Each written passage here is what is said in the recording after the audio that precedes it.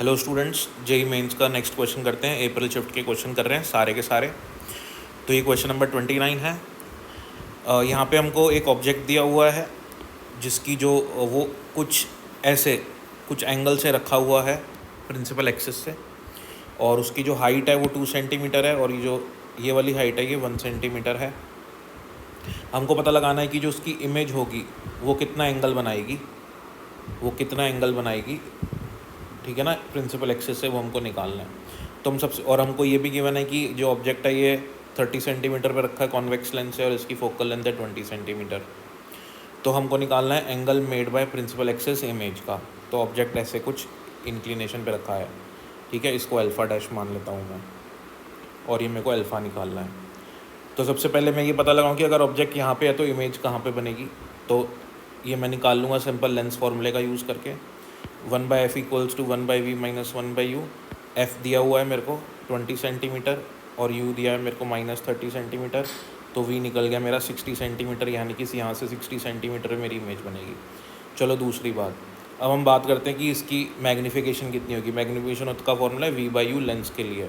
u -30 solve करेंगे, -2 आ जाएगा। Magnification minus का साइन का मतलब इन्वर्टेड होगी इमेज, यानी कि ऐसे होगी कुछ, या नीचे की तरफ होगी, है ना, प्रिंसिपल एक्सिस से नीचे होगी।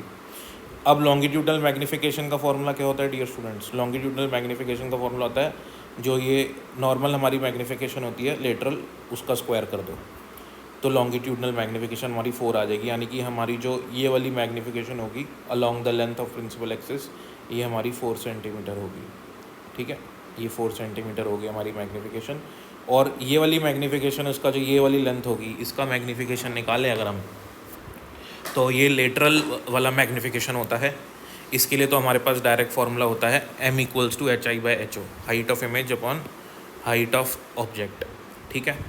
तो यहाँ से हमको हाइट ऑफ ऑब्जेक्ट चाहिए, हाइट ऑफ इमेज चाहिए।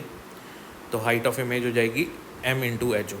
अब m तो हमारा -2 है और HO हमारा 2 है। हाइट ऑफ ऑब्जेक्ट आप देख सकते हो, हाइट ऑफ ऑब्जेक्ट हमको 2 सेंटीमीटर दिया है, राइट। ये वर्टिकल हाइट इसका लेटरल। तो यहाँ से हमारे पास लेटरल मैग्नीफिकेशन आ जाएगा -4। तो ये हमारे पास लॉन्गिट्यूडनल मैग्नीफिकेशन आया 4, राइट, और ये हमारे पास लेटरल मैग्नीफिकेशन आया -4 मतलब नीचे की तरफ। तो इन दोनों हाइट्स का जो रिजल्टेंट होगा, यानी कि ये वाली हाइट आ जाएगी अपनी, ठीक है। तो यानी कि अगर ऑब्जेक्ट ऐसे रखा हुआ है तो उसकी इमेज ऐसी रखी हुई है, तो प्रिंसिपल एक्सिस से, ठीक है ना, कन्वेंशनली देखेंगे तो ये वाला एंगल बन रहा है प्रिंसिपल एक्सिस से। तो ये एंगल कितना होगा, क्योंकि ये भी 4 है डियर स्टूडेंट्स और ये भी 4 है। तो अपने पास अगर 2 वेक्टर होते हैं, एक वेक्टर ऐसे है और दूसरा वेक्टर ऐसे है, ये दोनों 4 हैं, तो ये रिजल्टेंट वेक्टर हो जाएगा। और ये वाला एंगल कितना होगा हमारा, क्योंकि नीचे की तरफ है तो -45 डिग्री अपना आंसर इसका बन जाएगा। होप आपको समझ में आएगा क्वेश्चन। Thank you.